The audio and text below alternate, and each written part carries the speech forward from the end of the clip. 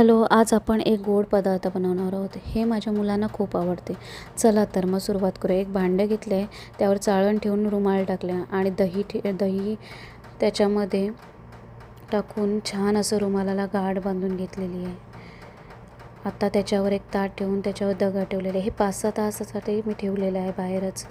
आत्ता हे ओपन करून बघूया किती छान चक्का तयार झालेला आहे. आता एका भांड्यावर आपण हे सगळं एका चाळणीमध्ये काढून घेणार. त्याच्यात पिठी साखर घालून छान असं मिक्स करून घेणार, चाळून घेणार. बघा कशा प्रकारे मी करते तसंच तुम्हाला करायचं आहे. आणि छान असा चक्का खाली झालेला आहे. मिक्स करून घ्यायचं. त्याच्यामध्ये केसरचं दूध टाकते आहे.